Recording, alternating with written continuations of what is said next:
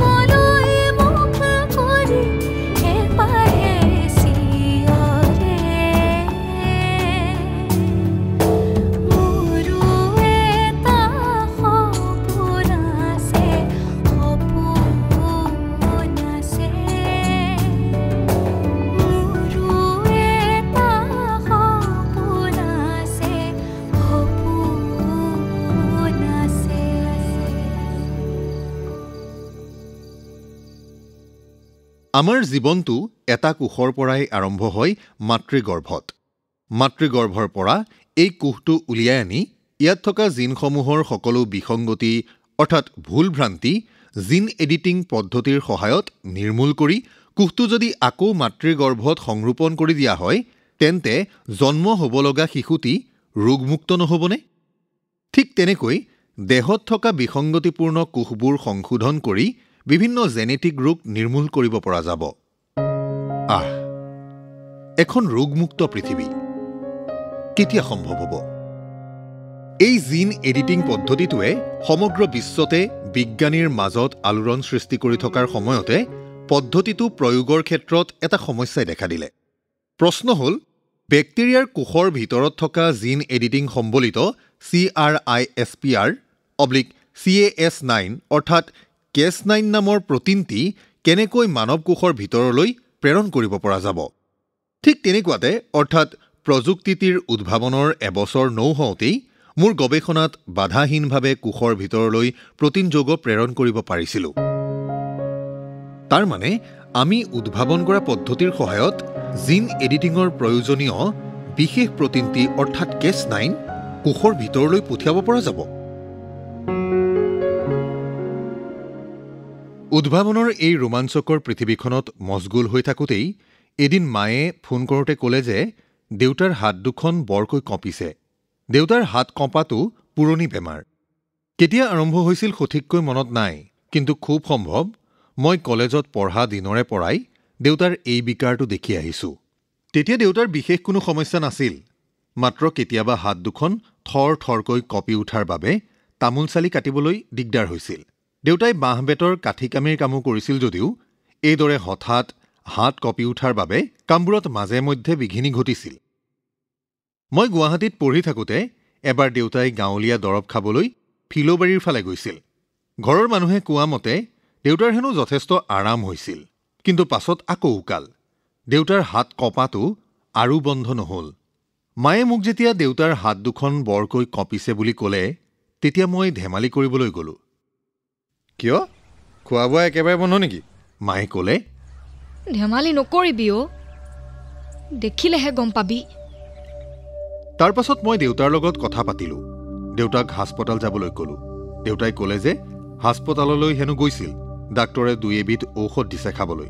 মই ক'লোঁ ভাল পাব দিয়ক, দৰৱ খাই থাকিব। দেউতাই বাধ্য ছাত্ৰৰ দৰে বুলি ক'লে। মই কথাটো আকৌ পাহৰি যাবলৈ ধৰিলোঁ। কেইমাহমানৰ পাছত আকৌ শুনিবলৈ পালোঁ দেউতাই চাইকেল চলাব নোৱাৰা হ'ল, খোজেৰে বেছি দূৰলৈ যাবও নোৱাৰে। মই আচৰিত হ'লোঁ। আজি কেইমাহমানৰ আগলৈকে দেউতাই খেতিপথাৰত হাল বাই ঘূৰি ফুৰিছিল।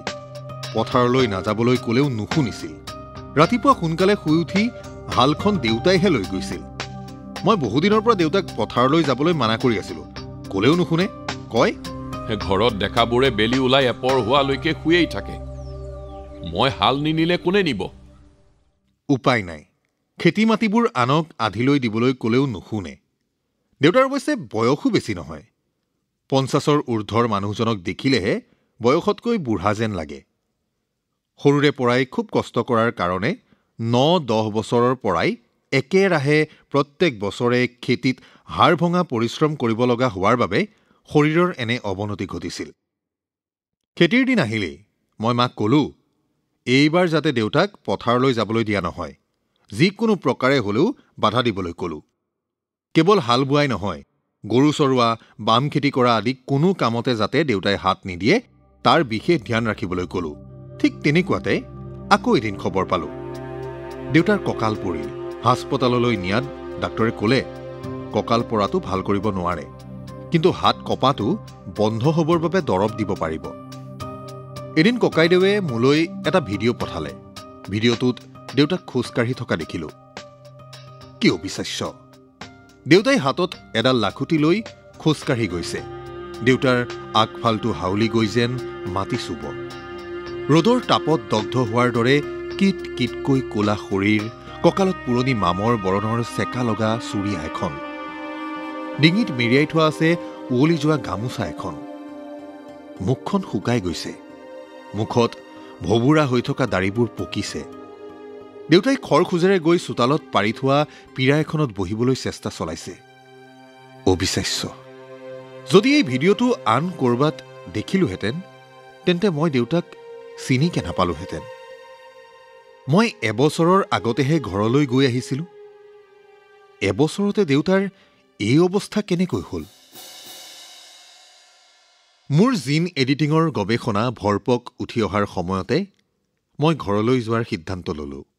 ইতিমধ্যে ইউমাছত মোৰ 4 বছৰ পাৰ হৈ গ'ল আৰু এবছৰত মোৰ PhD শেষ হোৱাৰ সম্ভাৱনা আছে।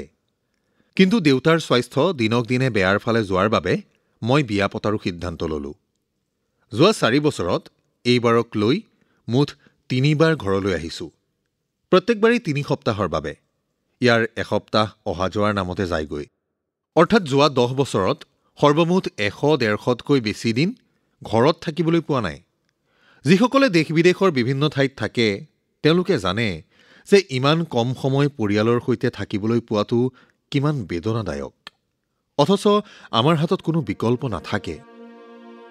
ঘৰলৈ গৈ পোৱাত মোৰ মনত মিশ্ৰিত অনুভূতিয়ে ক্ৰিয়া কৰিলে। এফালে নতুন সংসাৰ কৰাৰ আনন্দ, আনফালে অবিশ্বাস্যভাৱে দেউতাৰ স্বাস্থ্যৰ অৱনমনে আনি দিয়া বিষণ্ণতা। দেউতাক দেখি যেন মোৰ বিশ্বাসেই নহ'ল, ইমান সোনকালে মানুহৰ শৰীৰ কেনেকৈ ভাগি যাব পাৰে। দেউতাক দেখিলে 80ৰ ঊৰ্ধৰ বুঢ়া মানুহ বুলি ক'ব, অথচ দেউতাৰ দেখোন 60 বছৰেই হোৱা নাই।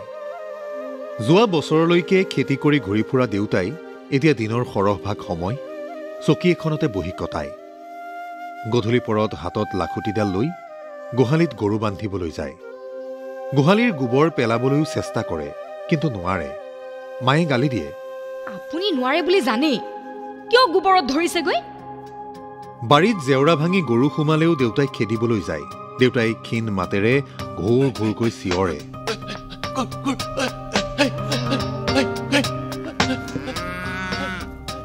কিন্তু আজিকালি গৰুৱেও যেন দেউতাক গুৰুত্ব নিদিয়ে। ভাত খাওঁতে দেউতা পীৰা এখনত বহে। ষ্টীলৰ গামলা এটাত ভাত চব্জি একেলগে লৈ খায়। কাঁহীত খাব নোৱাৰে, কাৰণ ভাত শাক চিটিকি দূৰৈত পৰেগৈ। কপি থকা হাতেৰে গামলাৰ পৰা ভাত মুখলৈ নিওঁতে কেতিয়াবা মুখত নোসোমায়। চাহ খাওঁতে চাহপানী আনে খুৱাই দিব লাগে।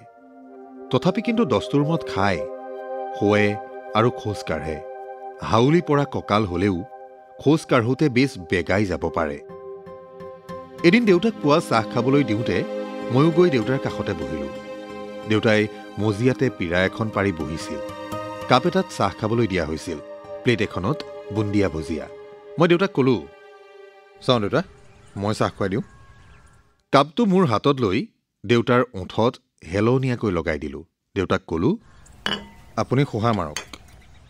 দেউতাই শোহা মাৰিবলৈ চেষ্টা কৰোঁতেই কাপৰ পৰা চাহ বাগৰি আহি মোৰ হাতত পৰিল। দেউতাই ক'লে, ইছ, পৰিয়েই গ'ল। তই কাপটো ধৰি থাক মাত্ৰ, মই নিজে নিজেই খাম। তাৰ পাছত দেউতাই বহু কষ্ট কৰি চাহ খালে। বুন্দিয়াবোৰ মই দেউতাৰ মুখত এটা দুটাকৈ ভৰাই দিলোঁ। এইদৰে চাহ খাই উঠোঁতে বহু পৰ লাগিল। চাহ খাই হোৱাত দেউতাই মোৰ চকুলৈ চালে। দেউতাৰ চকুকেইটা জলজলীয়া।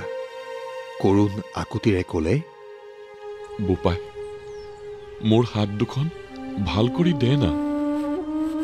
কঁকালটো বাৰু পাৰিছোঁ, এই হাত দুখন ভাল কৰি দে। মই দেউতাক সান্তনা দিয়াৰ সুৰত ক'লোঁ, আপুনি চিন্তা কৰি নাথাকিবচোন, সকলো ঠিক হৈ যাব। দেউতা মোৰ কথাত পতিয়ন গ'ল কি নগ'ল, আগফালৰ বিস্তীৰ্ণ পথাৰখনৰ ফালে চাই ক'লে, এই হাতকেইখন কঁপি থকাৰ বাবে কোৰ মাৰিব নোৱাৰা হলোঁ। এতিয়া ঘৰত পিঁয়াজ নহৰুৰ খেতি কৰা মানুহ নাইকিয়া হ'ল।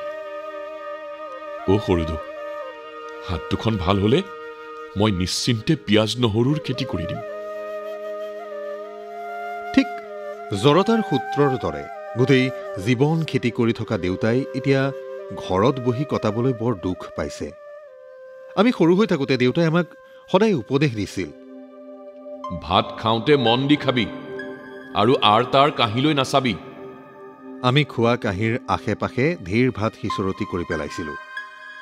দেউতাই কৈছিল, সেই ভাতবোৰৰ কিমান মূল্য জান? তাৰ পাছত দেউতাই এটা কাহিনী কৈছিল।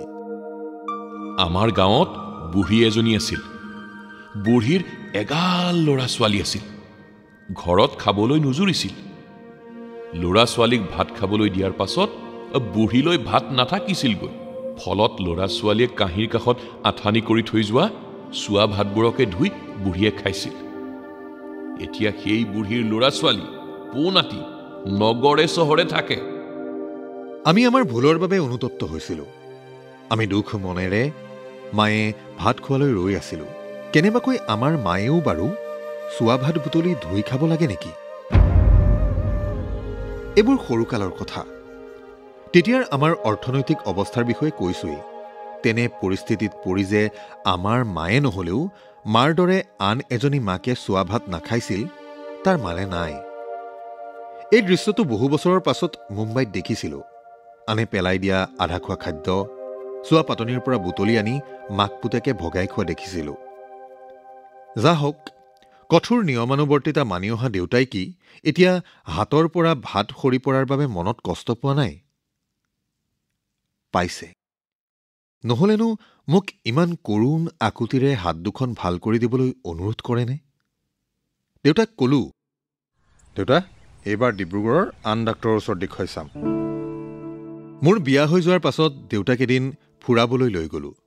নৱজ্যোতি গাঁৱত থকা ডাঙৰ পেহীৰ ঘৰলৈ যাবলৈ ওলালোঁ, লগত 9 বোৱাৰী। পেহী ঘৰত অকলে আছিল। আমি গৈ পোৱাত পেহীয়ে ক'লে, মইনো অকলে তহঁতক কি ৰান্ধি খুৱাম? ব'ল জোনহঁতৰ ঘৰলৈকে যাওঁ। জোন পেহীৰ ডাঙৰ ছোৱালী, ওচৰলৈকে বিয়া দিছে। পেহীয়ে মতা হাঁহ এটা ধৰি ল'লে আৰু ক'লে, এই হাঁহটোকে তহঁতক খুৱাম। আমি জোনহঁতৰ ঘৰ পালোগৈ। জোনহঁতৰ ঘৰত ঢেৰ আলহী। দেউতাই আলহীৰ লগত বহিবলৈ টান পালে। বাহিৰত অকলে অকলে বহি থকা দেউতাক দেখি মই ক'লোঁ, দেউতা, আপুনি এনেকৈ আছুতীয়াকৈনো কিয় বহি থাকিব লাগে? ভিতৰত মানুহ আছে, মানুহৰ লগত কথা পাতি থাকক গৈচোন। নেলাগে, মই এনেকৈয়ে ভাল পাইছোঁ।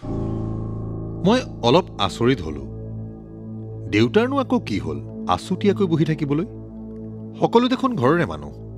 পাছত ভাত খাবৰ পৰত দেউতাই ক'লে, মই ভাত নাখাওঁ নেকি? কিয় নাখাবি আকৌ? মই এনেই হাঁহ আনিছোঁ নেকি? পেহীয়ে মুখ পাতি ধৰিলে। নহয় মানে মানুহৰ আগত মই খাবলৈ লাজ পাইছোঁ। ইছ, হ'ব, বেলেগে খাবি যেনিবা। দেউতাই বেলেগ এটা কোঠাত ভাত খাবলৈ ল'লে। গামলা এটাতে ভাত, চব্জি, হাঁহৰ মাংস সকলো দিয়া হ'ল। ময়ো দেউতাৰ ওচৰত বহিলোগৈ। দেউতাই ক'লে, যা, তই বাকীবোৰ মানুহৰ লগত খাগৈ, মই অকলে পাৰিম। ভাত খাই উঠি আমি আটায়ে কথাৰ মহলাত ধৰিলোঁ। নতুন বোৱাৰীয়েকক পাই সকলোৱে ৰং ৰহইচ কৰিছে। মই আলেঙে আলেঙে দেউতাক চাই থাকিলোঁ। কিন্তু পাছত আকৌ মই কথাত ব্যস্ত হৈ পৰিলোঁ। এপাকত হঠাৎ দেখিলোঁ দেউতা নাই। দেউতা বহি থকা ঠাইখন খালী কোনোবাই ক'লে বাহিৰলৈ উঠি গৈছে, কিন্তু বহু পৰলৈকে দেউতা ভিতৰলৈ নহাত মোৰ মনত অলপ আশংকাই দেখা দিলে। দেউতা ক'লৈ গ'ল? বাহিৰলৈ গৈ ইফালে সিফালে চালোঁ। ঘৰৰ পিছফালৰ দমকলৰ ফালে, বাৰীৰ চাহ বাগানৰ ফালে, আগফালৰ চোতালৰ ফালে, কিন্তু দেউতা ক'তোৱেই নাই। দেউতা গাড়ীৰ ভিতৰত সোমাই আছিল। ড্ৰাইভাৰৰ কাষৰ পেছেঞ্জাৰ ছিটটোত খুব চুপ চাপেৰে বহি আছিল। মোৰ খং উঠি আহিল। দেউতাই বাৰু ইমান চুপ চাপকৈ আহি গাড়ীত কিয় বহি থাকিব লাগে? ঘৰৰ ভিতৰত বহিবলৈ ঠাই নাই নেকি? দেউতাই ক'লে, অ' সৰুদো, ঘৰলৈ যাবৰ হৈছেনে? ব'ল যাওঁ। বাটত দেউতাই মোৰ ফালে চাই বিনম্ৰ আকুতি কৰিলে। মই সমাজত বৰ লাজ পাইছোঁ। মোৰ হাত দুখন ভাল কৰি দিওঁ বোপাই। কেইবা মহলাৰ নাৰ্ছিং হোমখনৰ তলৰ ফ্ল'ৰত থকা ৰিচিপশ্যনিষ্টক সুধিলোঁ, নিউৰলজিষ্ট ডাক্তৰ গোস্বামী আছেনে? পৰিপাটিকৈ পোছাক পিন্ধা ৰিচিপশ্যনিষ্টনে ক'লে, তেখেত নাই, বাহিৰৰ ৰাজ্যলৈ গৈছে। ৱা, আমি 3 ঘণ্টা গাড়ী চলাই তিনিচুকীয়া জিলাৰ অসম অৰুণাচল সীমান্তৰ পৰা আহিছোঁ। কিবাকৈ এটা ব্যৱস্থা কৰিব পৰা নাযাবনে? আপোনালোকে নিউৰলজিৰ ডিপাৰ্টমেণ্টত গৈ সোধকচোন। এই কৰিডৰটোৰ শেষৰ ফালে আছে ডিপাৰ্টমেণ্টটো। শুভ্ৰ পোছাক পিন্ধা নাৰ্ছ এজনী নিউৰলজি বিভাগৰ সন্মুখতে বহি আছিল। আমি আমাৰ পৰিচয় দিয়াত নাৰ্ছজনীয়ে ক'লে, ডাক্তৰ ক্ৰিষ্টফাৰ বুলি এজন আছে, তেখেত ডেকা, বাহিৰৰ পৰা অহা। হ'ব, সোনকালে এপইণ্টমেণ্ট এটা ঠিক কৰি দিয়ক। ডাক্তৰ ক্ৰিষ্টফাৰ চেম্বাৰতে বহি আছে, কিন্তু তেওঁ অসমীয়া ক'ব নাজানে। সেয়েহে অসমীয়ালৈ ভাঙনি কৰিবলৈ অন্য এজন ডাক্তৰলৈ অপেক্ষা কৰি আছোঁ। মই ক'লোঁ যে মই ইংৰাজীত কথা পাতিব পাৰিম, কোনো সমস্যা নাই। নাৰ্ছজনীয়ে মোক বিশ্বাসত নল'লে, ক'লে যে ডাক্তৰী ভাষা ভাঙনি কৰিবলৈ অন্য এজন দুভাষী অসমীয়া ডক্তৰৰ প্ৰয়োজন। মই জোৰ নকৰিলোঁ, হ'ব বুলি ক'লোঁ। 1.5 ঘণ্টামান অপেক্ষা কৰাৰ অন্তত ডেকা ডাক্তৰজন আহিল। আমি চেম্বাৰলৈ সোমাই গ'লোঁ। দেউতাই ডাক্তৰৰ সন্মুখৰ আসনখনত বহিল। বাওঁকাষে মই, সোঁকাষে ককাইদেউ। দুভাষী ডক্তৰজন ককাইদেউৰ কাষতে বহিল। ডাক্তৰ ক্ৰিষ্টফাৰে দেউতাৰ হাত দুখন মেলি পোনাই থ'বলৈ ক'লে। টেনিছ বল এটা দিলে, সেইটো জোৰেৰে ধৰিবলৈ ক'লে। হাতৰ আঁঠুৰ গাঁঠিবোৰৰ ৰিফ্লেক্স চালে। এইবোৰ কৰিবলৈ কওঁতে দুভাষী ডাক্তৰজনে ভঙাই দিলে। দুভাষীজনৰ ঘেহাই ঘেহাই ইংৰাজী কোৱা ঠাঁচ দেখি মই ডাক্তৰ ক্ৰিষ্টফাৰক ক'লোঁ, দেউতাৰ হৈ মই কথা পাতিব পাৰোঁ। ডাক্তৰ ক্ৰিষ্টফাৰে ভালেই পালে। নিশ্চয়।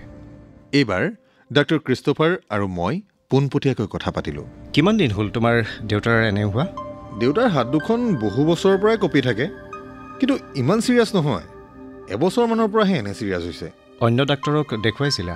অঁ, বহু ঠাইত, বহু মেডিচিনো খালে। তোমাৰ দেউতাই মদ খাইছিল নেকি? অঁ, খাইছিল, কিন্তু সেইটো কাৰণ হ'ব পাৰে জানো?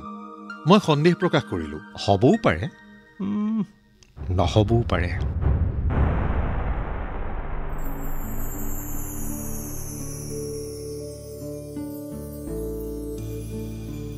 কথাশিল্প অনুষ্ঠানটিত শ্ৰোতাসকলে ডক্টৰ ৰুবুল মাউতৰ মোৰো এটা সপোন আছে গ্ৰন্থখনিৰ ধাৰাবাহিক পাঠৰ ২০ খণ্ডটি শুনিলে।